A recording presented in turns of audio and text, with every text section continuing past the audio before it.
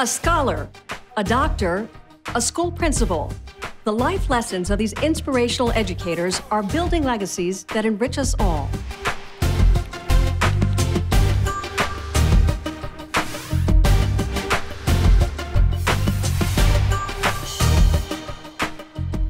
Welcome to the Route 100 on Aspire.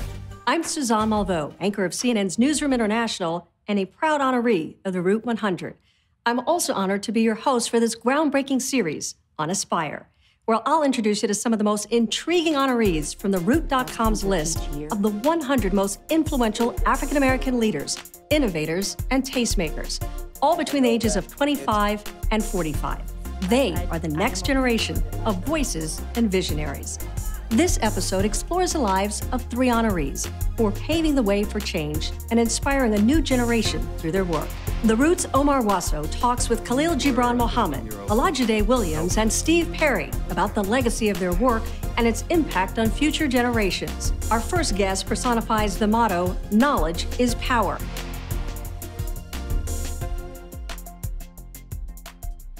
You know, at some point, there won't be a man to blame.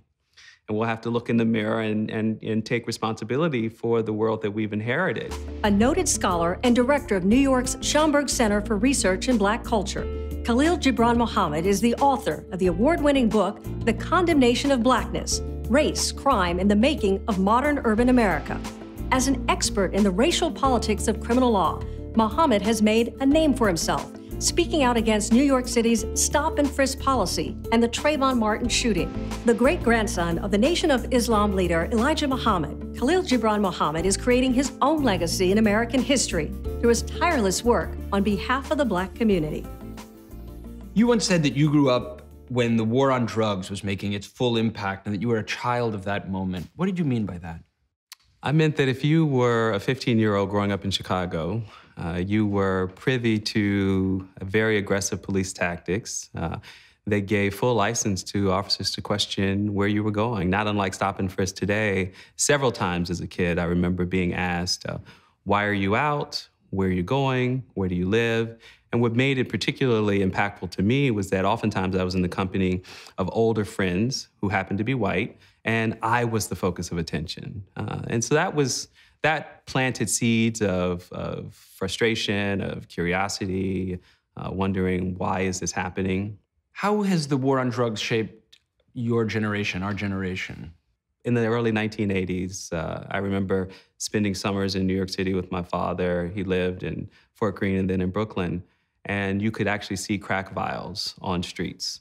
I think that made a lasting impression on the young people coming of age who could see the devastation of crack cocaine, could see the harm that it had done to loved ones and the premature death of so many around them in their community. And I think for us, of a generation of Xers, to see that arc of pain and suffering for individuals, and then to see this mammoth, punitive criminal justice system that is unmatched anywhere in the world, has motivated a lot of us, including me, to take issue with it because it seems like the punishment doesn't fit the crime any longer. How have you taken issue with it? Well, I've written about it, some of those early moments that I've described, but also being privy to the beating of Rodney King motivated me and many other college students at Penn to protest against the acquittal of those officers.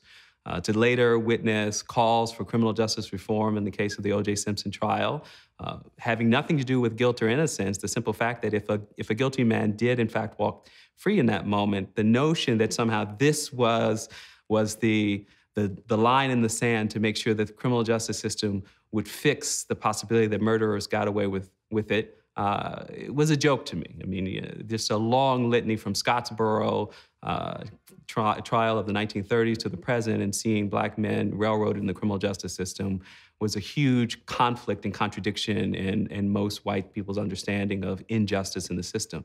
And so those were moments for me early on, putting it all together, that led me to want to be a scholar, to want to go to graduate school, to want to study the history of criminal justice, and to write a book called The Condemnation of Blackness. What is The Condemnation of Blackness about? It's about the genealogy of our obsession with Black people as criminals. It marks the moment that really helps us understand our contemporary environment, from racial profiling to systemic discrimination assistance, from sentencing to long terms itself in prison. But also, more than anything, condemnation is about the cultural wiring that exists in our nation. I like to say that the infrastructure that illuminates this room, that gives light and electricity to the space that we inhabit here, was established in the late 1880s. The alternating currents that run through the wires in our walls, that same old infrastructure is analogous to the same old infrastructure that we have today in our understandings of crime, of race, of punishment in this nation. It's as old as the late 19th century. You grew up in a storied family. Your mother was an educator and on the board of education in Chicago. Your father, a Pulitzer Prize-winning photographer. Your great-grandfather, the Honorable Elijah Muhammad. And I wonder, did that exert a lot of pressure on you? Did that sort of raise the bar in a way that was hard at all? Yes and no. So my parents were very much first-generation college graduates, very committed to their own success. And so they made sure that I took school seriously. They made sure to expose me to museums, to make sure that I read. And so, as is true of most kids, that's all a drag, right? Like, I want to just watch TV and play video games. But to the extent that I had to live up and meet my parents' expectations, certainly. My great-grandfather's base was actually in Kenwood, which is adjacent to Hyde Park. So the family history and the family presence was all around the spaces that I inhabited as a child. I mean, there were Black business owners who owned barbershops and bakeries that were in Hyde Park, that they owed their success, their sense of purpose in life to my great-grandfather and to the Nation of Islam. And so to the extent that they reached out to me and said, your great-grandfather changed my life, gave me a sense of purpose, so on and so forth, yes, it did let me know that I was part of something that was bigger than me or bigger than my mom and dad, and that people were watching me, that they expected something of me. So you take that, you get your PhD, and you're a professor of African American studies. There was more between that and the PhD. A few steps. Okay. And then you get the call to you get hired at the Schomburg. Mm-hmm. For those who don't know the Schomburg Center, what is the Schomburg Center? The Schomburg Center is the world's leading archive of Black history. Our collection spans the world. We collect books from every single country that produces works covering the African diaspora. So it is first a research library. It is secondly an international center of study and engagement. It is a Harlem community center for everyone from students to educators to activists who come there to learn, to engage, to be inspired. We are a performing arts venue. We have a 340-seat auditorium called the Langston Hughes Auditorium that has seen the likes of everyone from James Brown to Regina Carter, so on and so forth. So it's really an important place that captures the entire span of Black cultural, political, and social expression. So the Schomburg's not just any library. The opportunity to lead this 86-year-old institution, taking it from the beginning of the 20th century into the 21st century, ushering in a whole generation of people who were born after the Civil Rights Movement, because so much of our collection is tied to both the Harlem Renaissance and the Civil Rights Movement, that it's also important that a 40-year-old, not to say that others couldn't do it, but that a 40-year-old helped to bridge that gap between those who lived the history and those of us who are now learning the history. You've talked about wanting to get more young people into the Schomburg. How do you compete with mobile phones and video games and all of these sort of digital toys that can draw people away from what seems like a kind of old school institution? We continue to put people and places together, creative people, people who are interested in engagement, people who want to learn or advance knowledge on certain things. We give them a reason to come to the Schomburg by creating very exciting exhibitions and programs. And then we encourage them to access those portals of social media through Facebook, through Twitter, through Tumblr, to talk about what's going on. And I mean, this is not a novel concept for most institutions like ours. but we all have to embrace it. And frankly, to the question of what is the future of libraries, I think the future of libraries is to expand to meet the new challenges of sociality. Because as young people, 18-year-olds are coming of age today, they are individualizing their recreation and leisure. They are watching TV by themselves with headphones on in front of laptops. But the truth is that what they're really doing is they're doing what we've always done. We used to do it with telephones and walkie-talkies, right? They're trying to connect with people in individual settings that what the Schomburg is attempting to do is to create more opportunities for that. When we come back, we'll hear more from Khalil Gibran Muhammad. And later, Steve Perry opens up.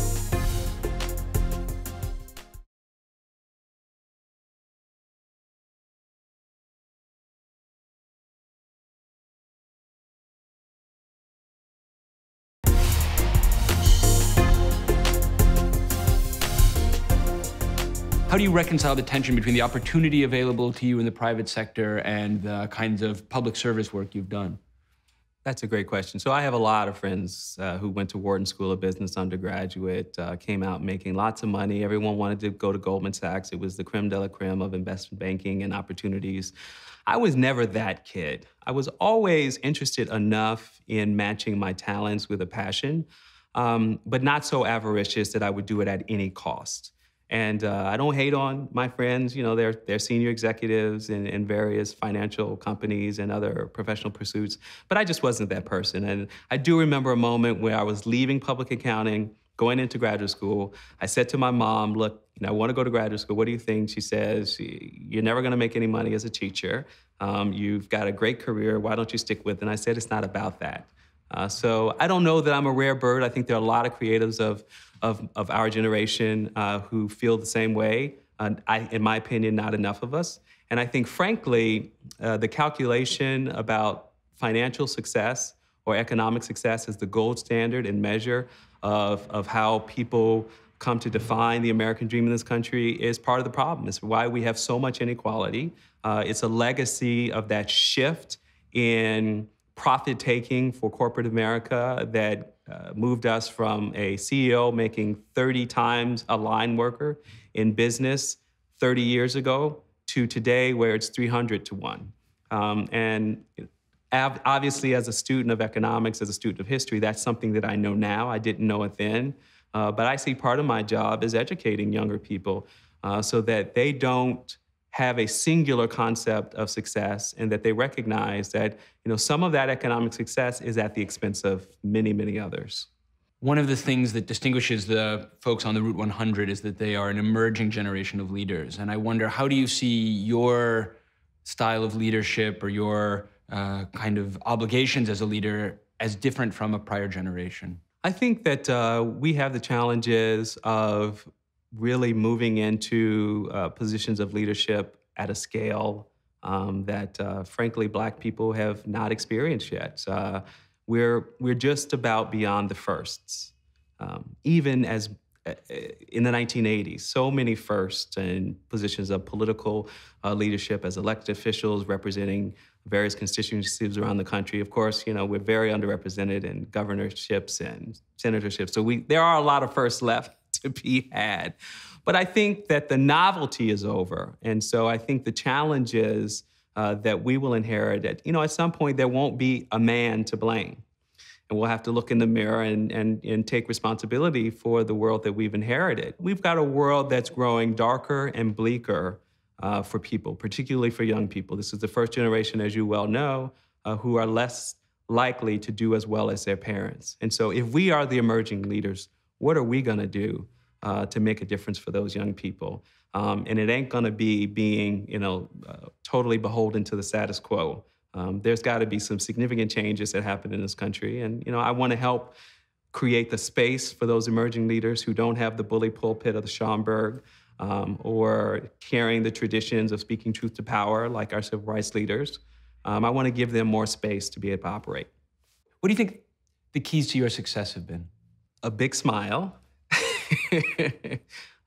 listening very carefully to people, being patient, and finding matching my passion to work, and benefiting tremendously from a lot of people who love me, who care about me, and were rooting for me.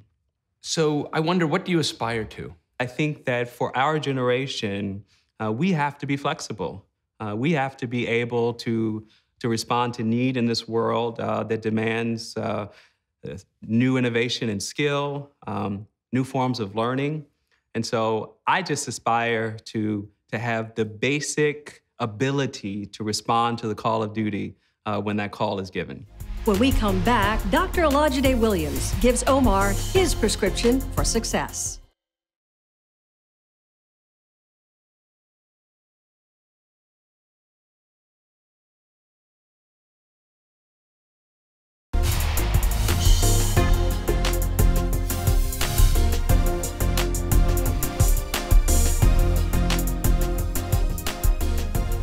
Seeing the inequities between haves and have-nots, between rich and poor, really shaped my philosophy and my belief that health should be a right. And without health, nothing else is achievable, is attainable. They say music makes the world go round, but our next guest believes it also saves lives. Using hip-hop to educate low-income Black and Latino youths about chronic diseases prevalent in their communities, Dr. Olajide Williams has discovered a uniquely effective way to teach kids about healthcare. An author, lecturer, and head of Columbia University's Neurology Department, he is the founder of the Hip Hop Public Health Foundation, which works with Emmy-winning television producers and Grammy-nominated musicians to develop creative alternative health programs for underserved populations. Named in Fast Company magazine's 100 Most Creative People in Business for 2012, Williams' innovative approach to healthcare may be just what the doctor ordered. You were trained at the University of Lagos in Nigeria and then at the Mailman School of Public Health at Columbia. And I wonder, how are your experiences in Lagos and in Harlem similar and different? Going from the University of Lagos Teaching Hospital to Harlem Hospital to New York Presbyterian, three very different hospitals, really is quite a dramatic experience to absorb.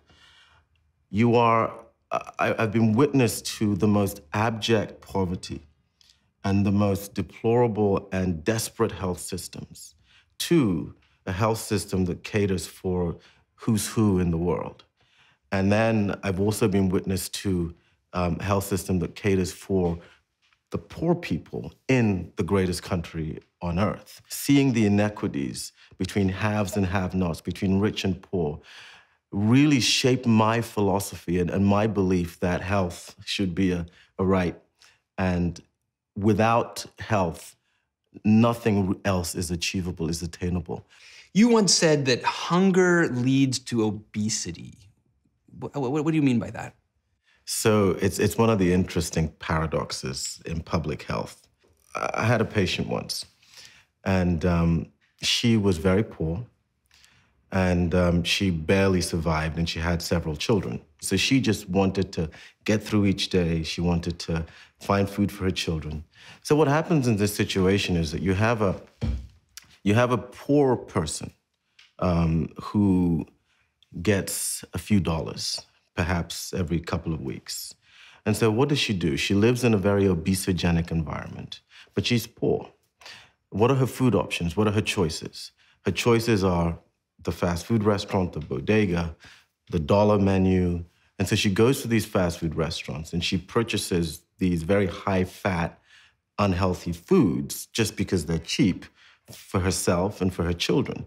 And she binges on these foods. While money exists, she finds herself binging on these foods because she really doesn't know how long she's gonna have money for and how long she's gonna eat for. So she maximizes her caloric intake per dollar. Because of the type of foods she's consuming, she's predisposed to becoming obese. So it's binge, it's starvation. It's binge, it's starvation. It's binge, it's starvation. And the body kind of stores the energy from the fatty foods that she's over-consuming in binges as fat stores. And so what happens is that she's hungry, but she's obese. And so that is one of the interesting paradoxes that we see in public health, is that obesity and hunger are two sides of the same coin.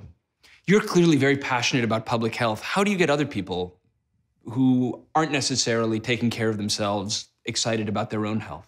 First thing I have to do is establish credibility. Now, I might not be able to directly establish credibility myself, so I need to find those who do have credibility, who can influence those who I hope to lead. And so I'm indirectly leading them through a surrogate. And then one has to have a tremendous amount of passion. And I think credibility and passion, I think, really do, once they merge, I think they can accomplish great things together.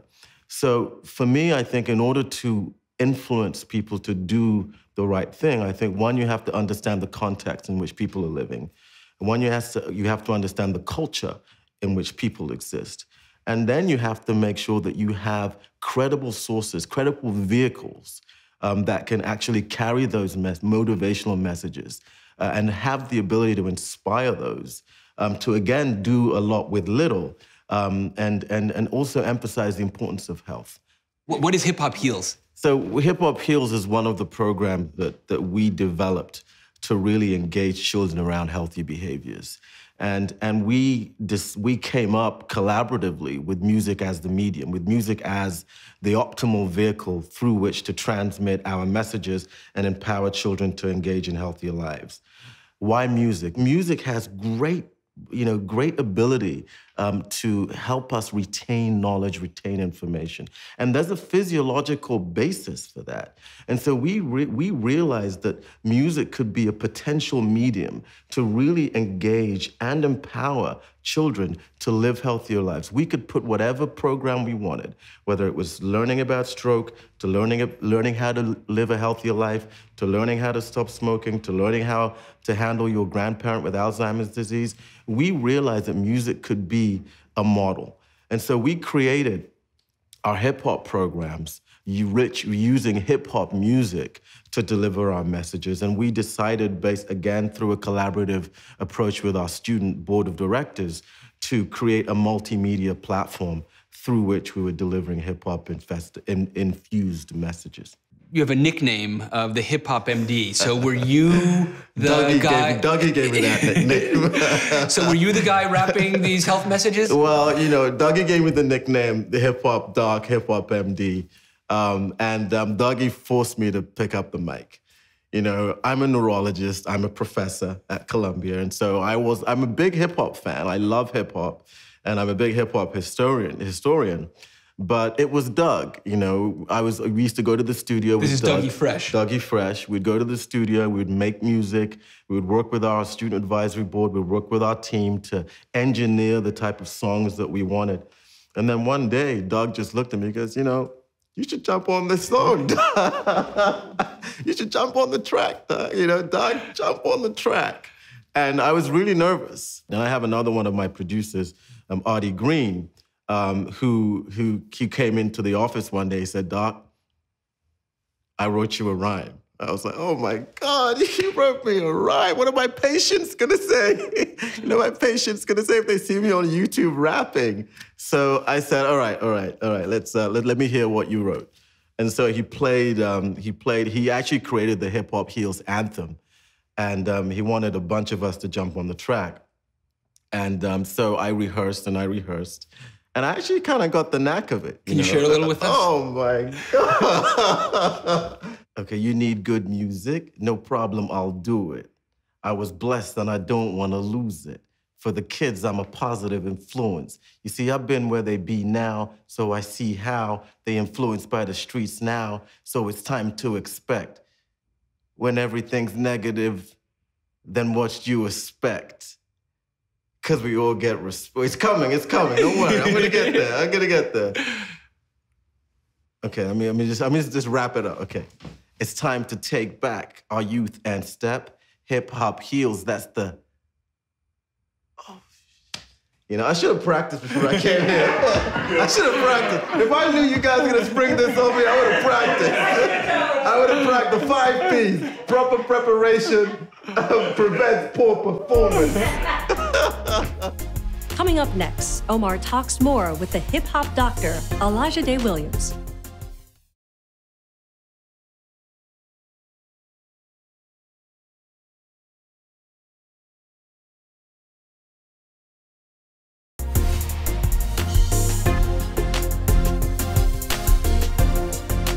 You've had this amazing journey, 3 continents, multiple degrees, you know, crossing worlds between hospitals and, you know, recording studios. A very rich life. What do you aspire to?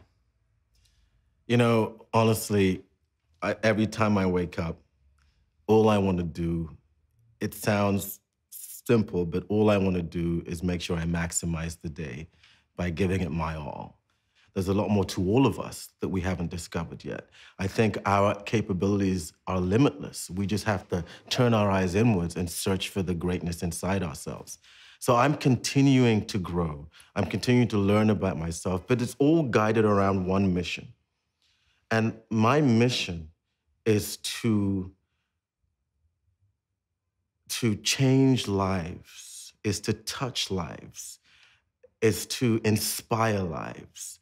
You know, through my story, I always aspire to inspire younger folks into believing that they can too achieve their dreams. You know, I was told I would never be a doctor when I was in high school. I was told I wasn't smart enough. I was told I wasn't good enough. I remember growing up or going to medical school in Africa, and I remember the conditions that I lived in, quite desperate conditions. And I remember just believing in myself. And that's what kept me going all this time. And so my goal every day is to lift up children, to touch their lives, and to create an atmosphere of optimism in their hearts and their minds so that they too will figure out a magical way to dodge those ditches below their feet and lift up their heads to the sky and actually notice the beauty of the stars. That's my goal. Our next guest's no-nonsense approach and uncompromising guidelines has taught us all a thing or two about education reform.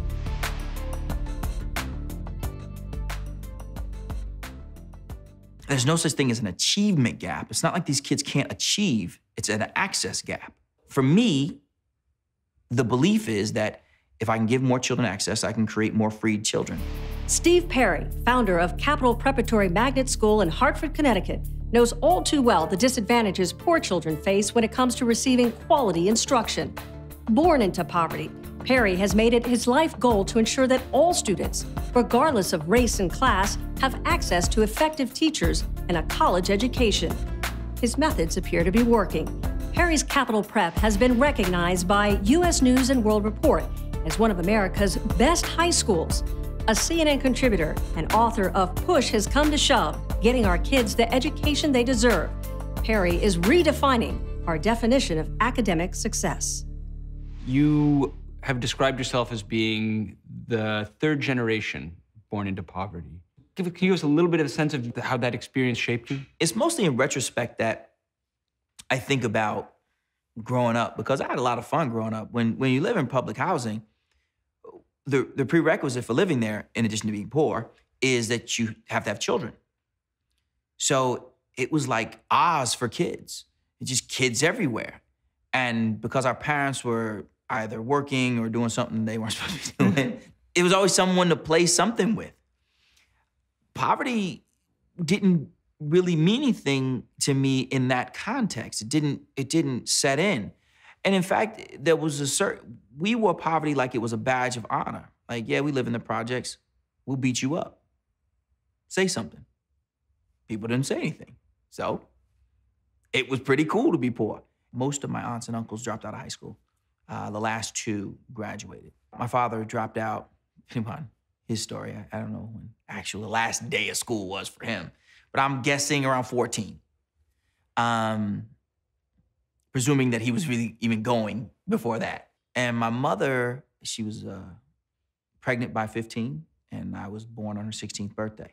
It didn't sound like you had a lot of role models of folks who were going to college, and I wonder what allowed you, or what gave you the sense that you could do that?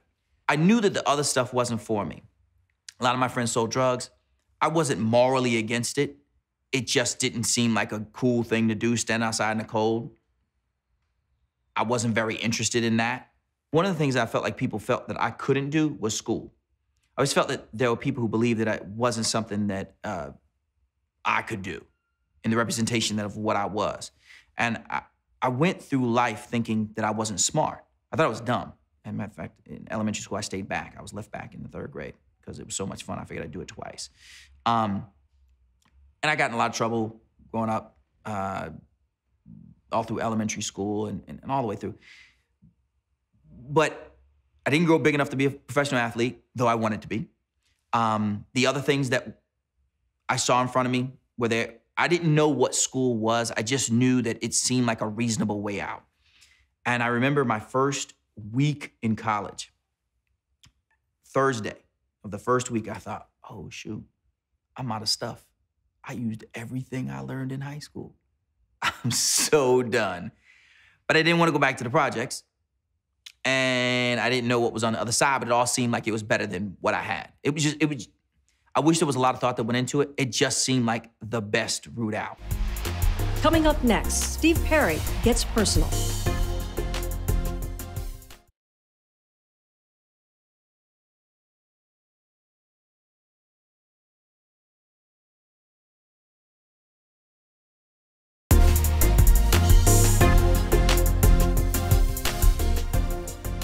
You described struggling a little in school, and I wonder, is there a moment where somebody has faith in you or you? There were definitely people who had faith in me and believed in me and would tell me I was smart. And I always thought that they were hitting me with the gas. I always thought they were like trying to play me like, yeah, right, I'm smart.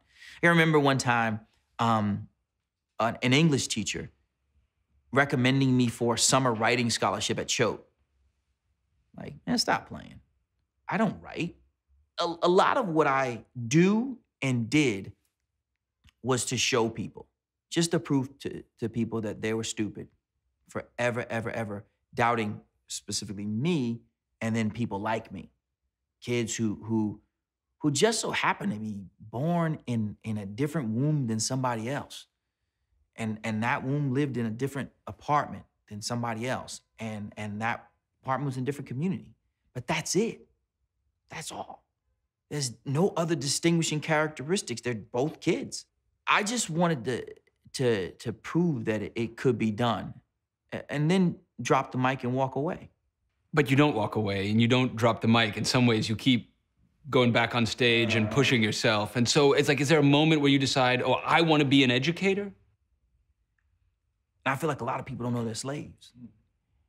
And I feel that somehow, for some reason, among the many people that God has selected to do what I do, I'm one of them. I'm not the one, I'm one.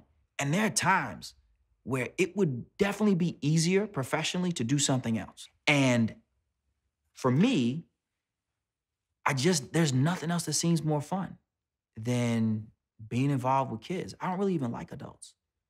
Kids are so much cooler. Education is just the strategy, the most recent strategy that I've used to free our people. I run a homeless shelter. I worked at colleges, but all those didn't give me what I wanted. Working in some of the poorest communities in the country with children and giving them access to quality education to me is that's the holy grail. I look up and I think there's no such thing as an achievement gap. It's not like these kids can't achieve, it's an access gap. So for me, the belief is that if I can give more children access, I can create more freed children. So many of our children in this country are growing up in the 2nd and 3rd world. There's an academic apartheid that is fully engulfing our entire academic system.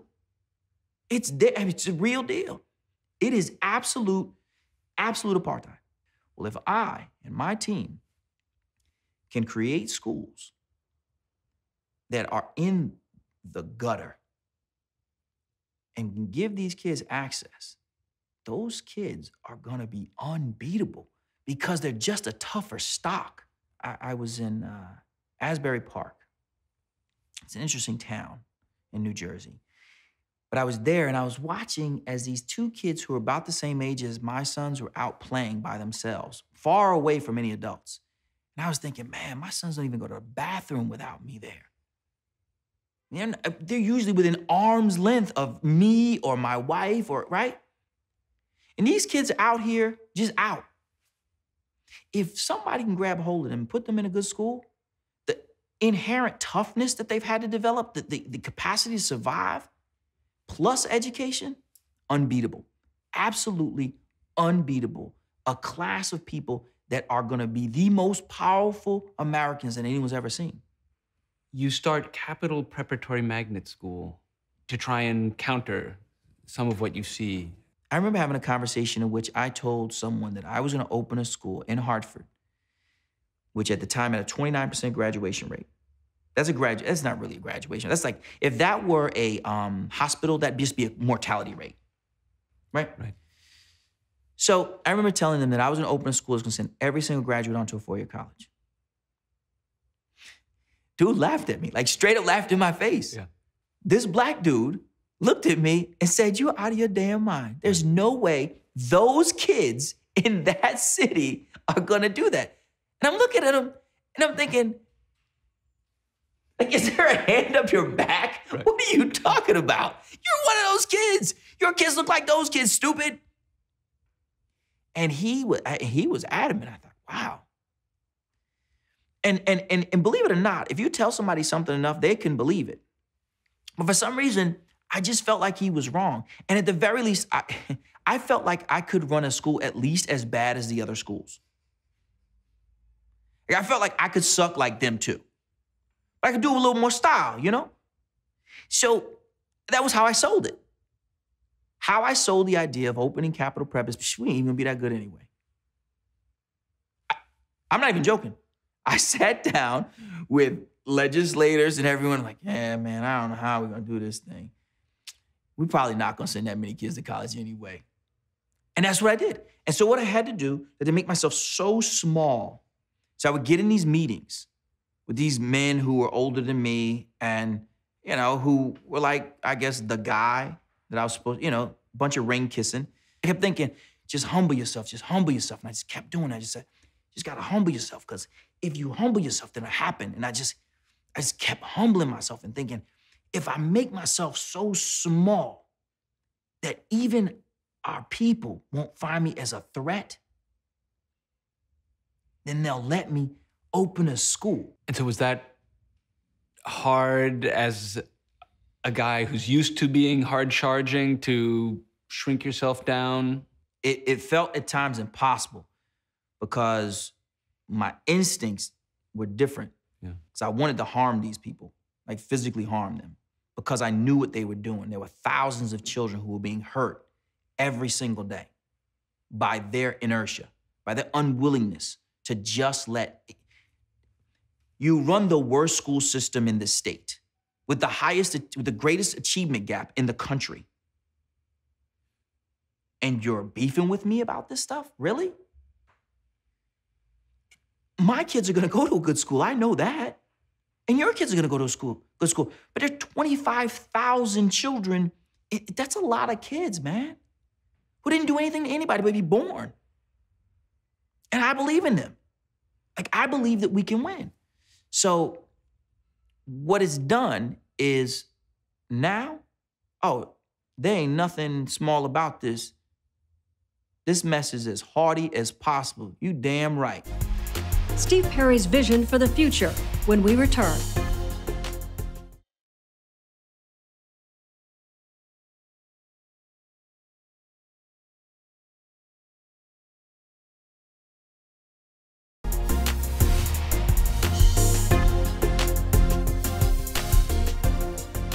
How do you explain your success? We love kids. We absolutely love kids. And anybody who doesn't, I fire them. You wrote a book called Push Has Come to Shove. What's that about? Because we have no more kids to lose. We've lost all the generations we can. It is as bad as anyone could imagine.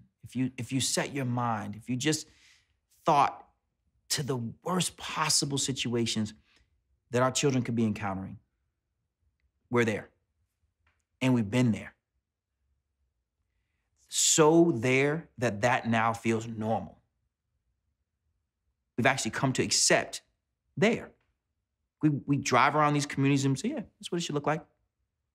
When we started Capital Prep, I said that we would have children wear uniforms. Now, of course, now it's standard, but 10 years ago, Those kids are never gonna wear uniforms. Those kids, right? It's always those kids like they're freaking aliens, right? Really what they are is animals in these other people's minds. Excuse me. So we started becoming successful. The visibility started to come, on and on and on. So I get a call from another principal in town. And she says, hey, where'd you get those uniforms?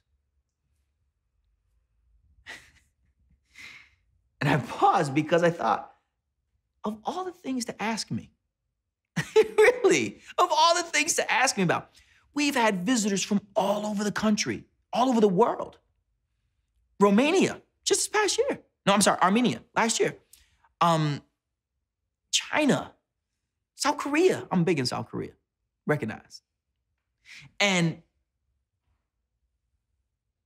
you're in Hartford, and of the 48 schools in Hartford, we've had 0 from Hartford visit us.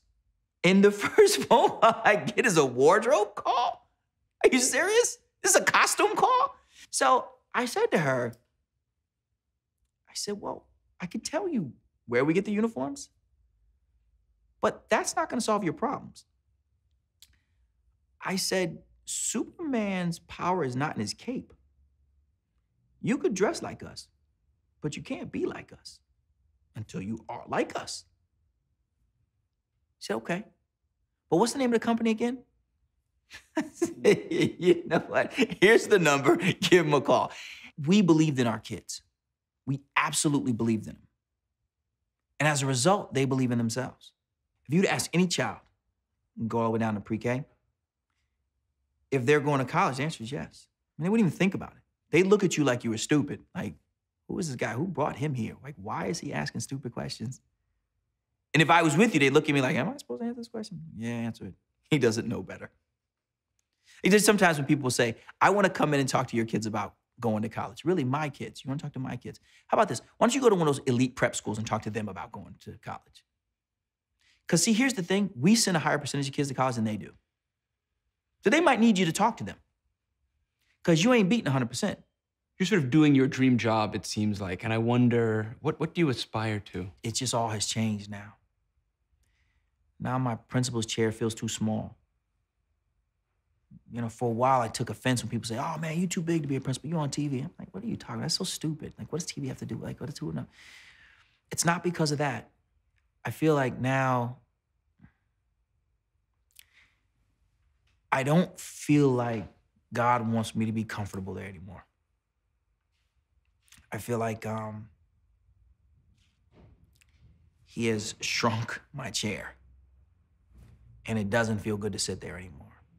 I aspire to fulfill my calling. Thought I was there. I was ready to ride this thing out. I have a 7-year-old at the school, had a really simple plan. He would walk across the stage, I'd shake his hand, and that would be our last day. I'd turn it over to everybody else, say, you guys do it now. We've won our state championships. We've changed the way people look at our children. We're done. So I guess what I aspire to do and to be is to inspire others to fulfill their calling. Never one to mince words, Steve Perry leaves no doubt as to why he thinks education is the key to saving our children and our future. Like Perry, through their untraditional methods of teaching, Khalil Gibran Muhammad and Elijah Day Williams are also passing down a legacy of enlightenment that will continue to uplift the community for generations to come. I'm Suzanne Malveaux. Join us again next week as we bring you more fascinating stories of achievement on the Route 100 on Aspire.